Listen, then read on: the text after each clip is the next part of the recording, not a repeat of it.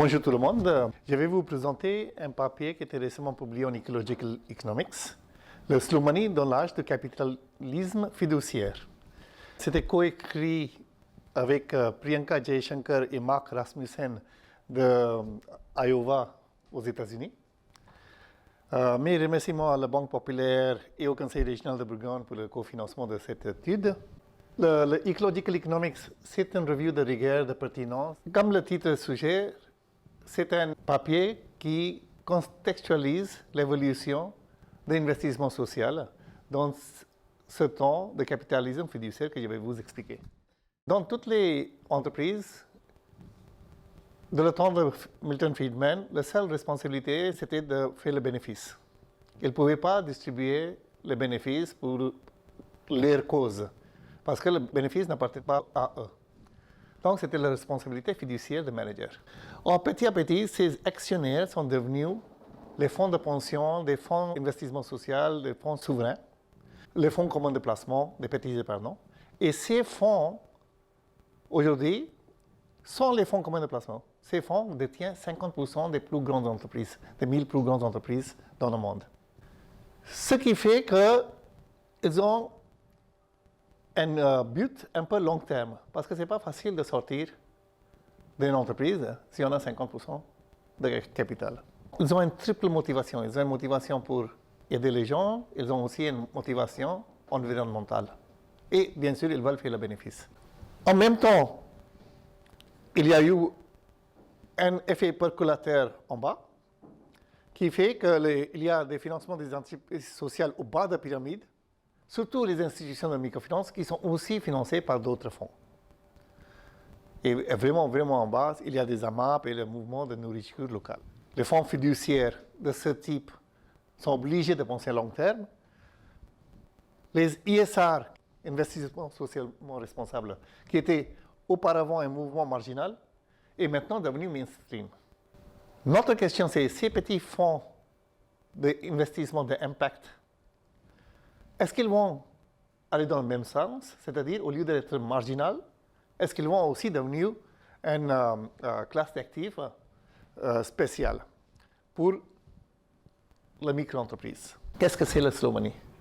Donc, dans une étude que j'avais présentée avant, il y a 2 ans, j'avais marqué 5 caractéristiques de slow money, à laquelle on a maintenant ajouté 2 autres. Les 5, c'est patient, c'est-à-dire ils pensent à long terme.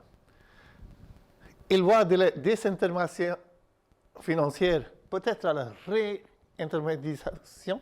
Par exemple, avant, on a dit que les fonds de commun de placement vont petit à petit réduire les fonctions de banque ou les fonctions des intermédiaires.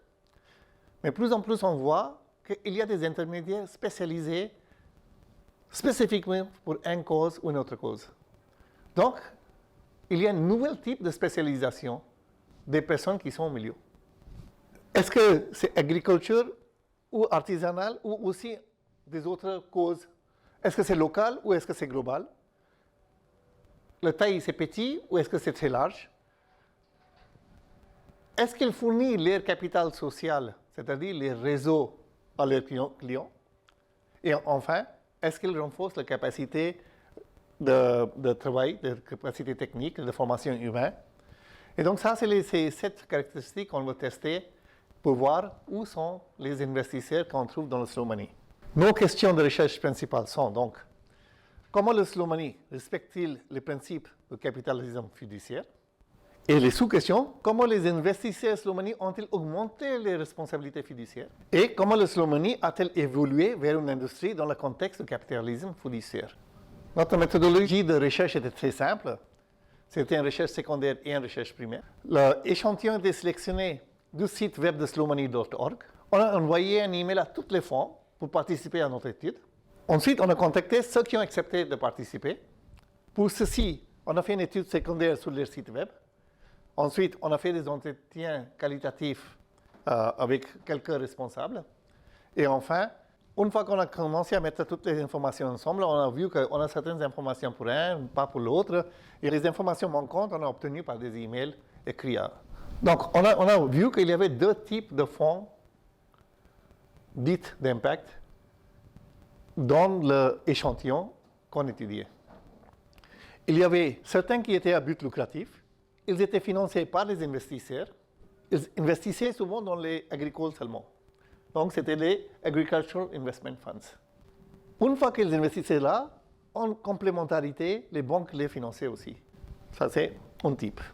Donc, ce n'est pas très différent de venture capital qu'on le connaît, sauf que c'est spécifique à l'agriculture.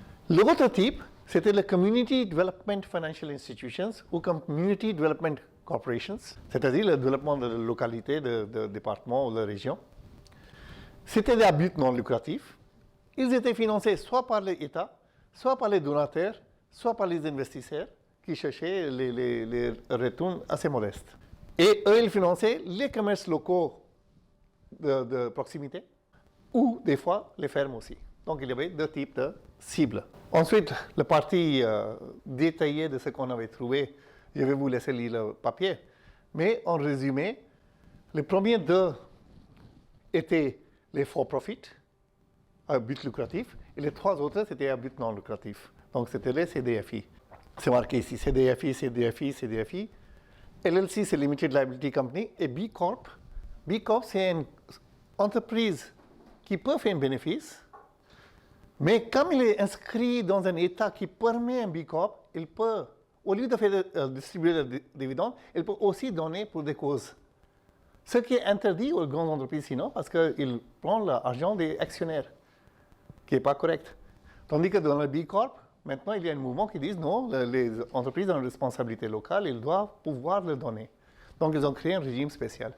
En gros, ce qu'on avait trouvé, que les premiers deux étaient grands, avec un investissement de 15 millions à 20 millions. Okay? Ils ont investi en 2800 acres de terrain pour les cibles. Ils ont tous dans l'agricole et leur financement, c'est le lease. C'est-à-dire le crédit bail.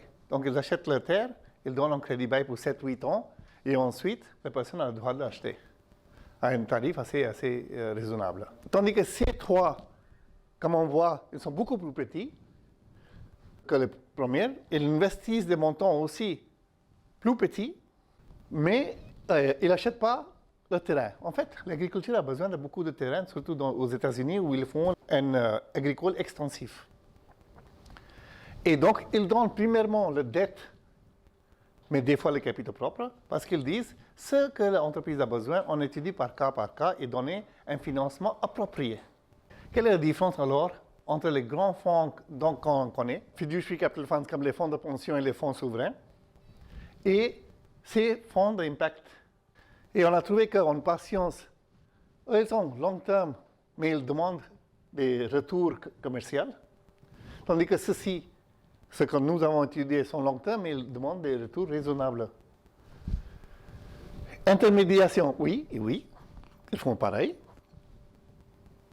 Eux, ils font un peu des concerns d'environnement par les responsabilités sociales, mais des fois, c'est plus image que fait. Tandis que ceux-ci sont focalisés en agriculture ou en développement communautaire parce que ça, c'est leur mission primaire. Donc, ils vont plus spécifiques, ceux-ci sont plus généraux. La géographie. Très souvent, eux, ils investissent dans les entreprises qui sont internationales ou au moins nationales parce qu'ils ont beaucoup d'argent à placer. Tandis que ceux-ci sont très souvent régionales, voire locales. Taille, ils sont très très larges, ils sont medium. Eux, ils partagent par les réseaux sociaux parce que les fonds de pension, ils n'ont pas vocation de former les managers des entreprises qu'ils gèrent parce qu'ils sont gérés par les managers de très haut niveau. Tandis que ceux-ci, oui, ils partagent les réseaux sociaux avec leurs cibles. Et le capacity building, c'est-à-dire la formation, ils ne font pas, c'est très passif. Tandis qu'eux, ils sont actifs dans la formation. Des fois, ils ont des partenariats avec les universités pour donner des formations aux fermiers à laquelle ils investissent l'argent. Merci beaucoup.